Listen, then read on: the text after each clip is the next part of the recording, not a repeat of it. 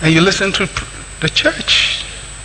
And I don't like criticizing preachers, but unfortunately some of the solutions we put out there, frightening people with death, frightening people with prophecy, frightening people with it, and just complicating the sense of inferiority and powerlessness and weakness that we feel. So when will the African ever rise up and say, I can do it?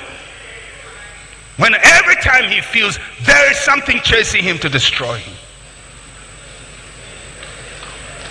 How can you ever be confident? When somebody says he's had a dream of you and you won't survive the year, how can you plan for next year? How can you plan for 10 years? How can you have a long-range vision when people are trying to limit our ability to even think for 10, 20, 40 years? So here we are. A people imprisoned by our own culture. And unfortunately imprisoned by religion.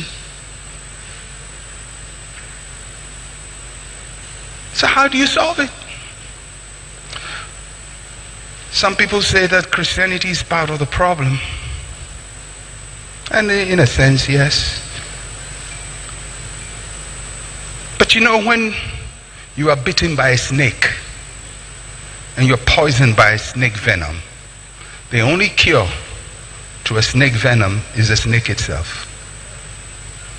You have to create anti-snake serum from the snake's bite to purge what happened first.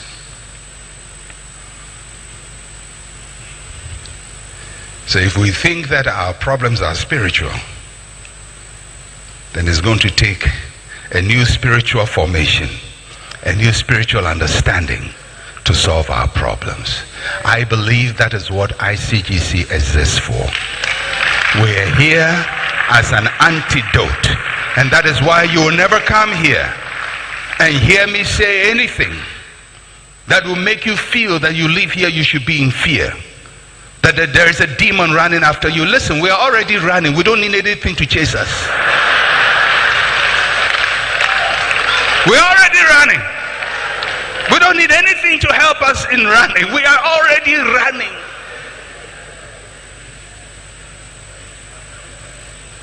I'm not going to come and tell you it's your father's house or a demon and all kinds of things and you can't do it and you have short to live and you can't survive and you have to come to me to pray for you before things work. Who am I? Who am I? To hold your destiny in my hand. You are bigger than my hand. You are created in God's image. You have an assignment from God himself. Bigger than any pastor, bigger than any preacher. That's your destiny. And if you go for people to imprison you in their small-mindedness, then you are the problem.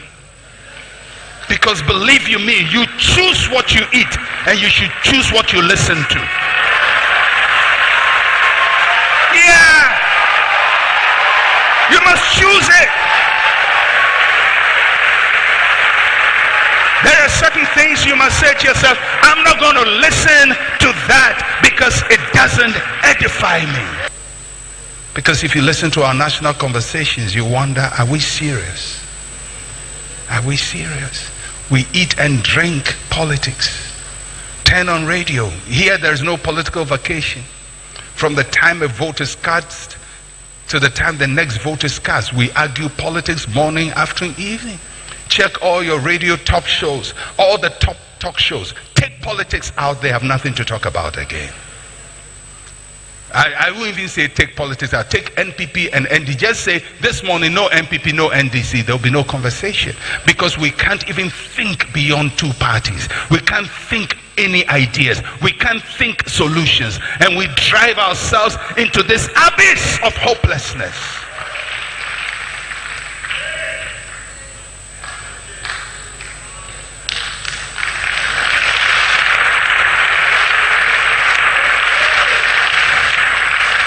I don't listen to Ghanaian radio much. I will listen maybe for 15 minutes and shut off, because it's very depressing. It will contaminate your soul. I don't watch Ghanaian TV much. I watch a little 1, 2, 3. I say, oh, nothing has changed. Go back. I'll watch animals. I'll watch cheetah. I'll watch lion. I'll watch antelope. Oh yeah, I'll watch antelope anytime. I'll watch cheetahs anytime. I'll watch giraffes anytime. Because at least they will tell me how to hunt, how to get your goal, how to avoid being eaten. I will learn that from the antelope. At least I'll come back inspired to say nobody will eat me. But you watch Ghanaian radio, TV, and you wonder, are we still here? The mediocrity, the excellence that we used to have is all gone down. Instead of raising this bar higher, we've lowered it, and every time we lower it, lower and lower and lower and lower. And we have huge problems. I don't mind if Americans don't talk about serious things. They have solved part of their problems. I don't mind if Germans decide to joke with their destiny and the British decide to joke. But we have no choice. What kind of joke? Because we are in a mess. In a huge mess. Recently, some governmental leader of another nation described us in very, very unpalatable terms. Very annoying term. But that term is not prescriptive, but it's descriptive. It just speaks to, it's just that sometimes you don't like the person who is saying it, but you know.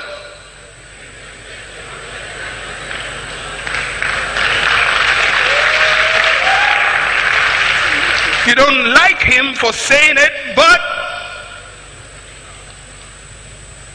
we're probably worse than the description.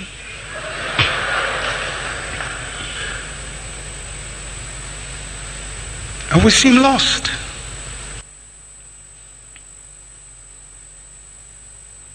I believe that God uses all people, that God visits all people. But God cannot use a people who have not been prepared. No matter how much He wants to use you, you need to prepare. God cannot use a broken people to build anything. If God is going to raise and use people, they have to be whole, they have to be complete. And I believe that there are peculiar issues with Africans that nobody understands. You need to be one of us to understand us. Even African Americans don't understand us because our issues are very different. Everybody's issues are different. So there is a context in which we operate in. And I believe that one of the biggest challenges of our continent, of black people everywhere, is inferiority complex.